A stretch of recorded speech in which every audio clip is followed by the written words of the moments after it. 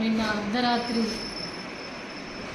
మాజీ మంత్రివర్యులు సిద్దిపేట శాసనసభ్యులు హరీష్ రావు గారి క్యాంపు కార్యాలయంపై జరిగినటువంటి దాడిని మా బీఆర్ఎస్ పార్టీ పక్షాన అందరి పక్షాన కూడా దీన్ని తీవ్రంగా ఖండిస్తూ ఉన్నాం. ఎందుకంటే ఇవాళ అర్ధరాత్రి కాంగ్రెస్ మరి వాళ్ళని ఉండాలనుడా ఏమనుడో కాంగ్రెస్ పార్టీకి సంబంధించినటువంటి వ్యక్తులు అర్ధరాత్రి వెళ్ళి క్యాంప్ కార్యాలయంపై దాడి చేయడం, ఒక శాసన సభ్యునికి ఒక ఎమ్మెల్యేకు రక్షణ లేకపోతే రేపు ప్రజలకు ఏం రక్షణ ఉంటుందని చెప్పేసి చాలా ఆందోళనకరంగా ఉంది. కాంగ్రెస్ ప్రభుత్వం వచ్చిన తర్వాత చాలా భయాందోళన మధ్యలో ప్రజలు బతుకుతూ ఉన్నారు. ఎందుకంటే ఇటు పిల్లలు చనిపోతూ ఉన్నారు, పిల్లలను ఎత్తుకెళ్ళి గ్యాంగ్ రేపులు చేస్తూ ఉన్నారు, నడి రోడ్డు మీద చాలా ఘోరాలు జరుగుతూ ఉన్నాయి.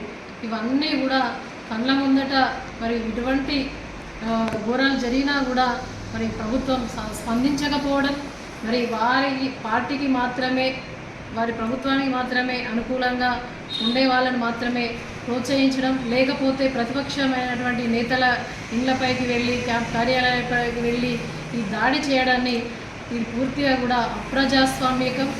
మరి ప్రజాస్వామ్యాన్ని కాపాడాలని చెప్పేసి మేము ప్రభుత్వాన్ని కోరుతా ఉన్నాం. దీన్ని తీవ్రంగా ఖండిస్తూ ఉన్నాం. ఒక కాంగ్రెస్ పార్టీ ముఖ్యమంత్రి కాదు రేవంత్ రెడ్డి గారు, మీరు ప్రజలందరికీ కూడా ముఖ్యమంత్రి, తెలంగాణ రాష్ట్ర ప్రజలందరికీ కూడా మీరు ముఖ్యమంత్రి.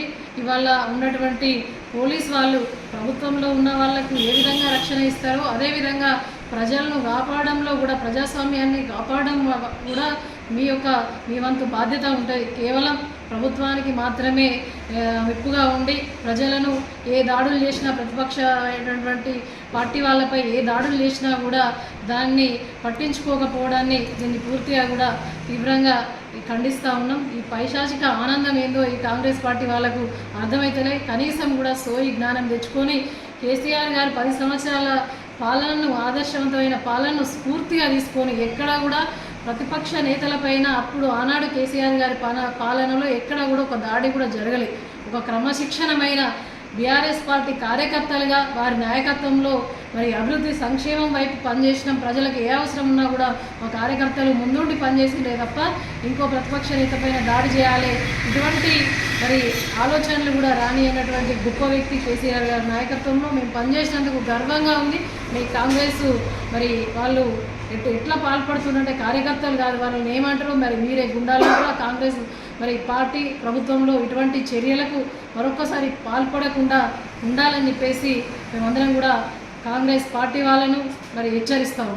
సిద్దిపేట హరీష్ రావు గారి కార్యాలయం మీద దాడి చేయడం చాలా సిగ్గుచేటు. ఈ కాంగ్రెస్ నాయకులకు అసలు రౌడీలా గుండాలా వ్యవహరిస్తున్నందుకు చాలా బాధగా ఉంది. అయినా ఇతోటైతే చెట్టోట అయినట్టు రేవంత్ రెడ్డి గారే రౌడీలా వ్యవహరిస్తారు. వీళ్ళ పార్టీ, వీళ్ళ కార్యకర్తలు, వీళ్ళ క్రమశిక్షణ మొత్తం ఇదే రౌడీయిజంగా మారిపోయింది. ఇప్పటికైనా మేల్కోవాలా, అధికారులకు వచ్చిన సొయ్యి లేదు, ఇంకా మేమేదో రౌడీల ప్రతిపక్షంగా ఉన్నామనే ఆలోచనతో ఇటువంటి దాడులకు పాల్పడుతున్నారు.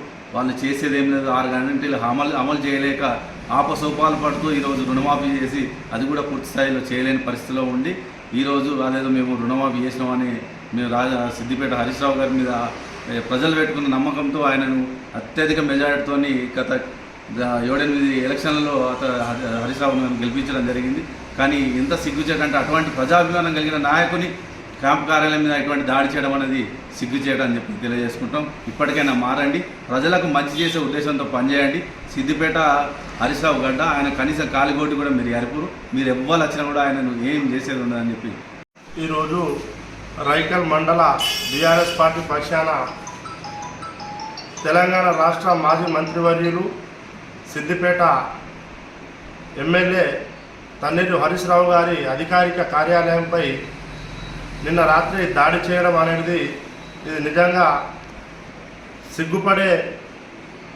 సిగ్గుపడేటట్టు చేస్తున్నారు కాంగ్రెస్ ప్రభుత్వం. తప్పకుండా త్వరలోనే తెలంగాణ రాష్ట్ర ప్రజలందరూ ఈ కాంగ్రెస్ ప్రభుత్వానికి బుద్ధి చెప్పే రోజులు కూడా త్వరలోనే వస్తాయి. దీన్ని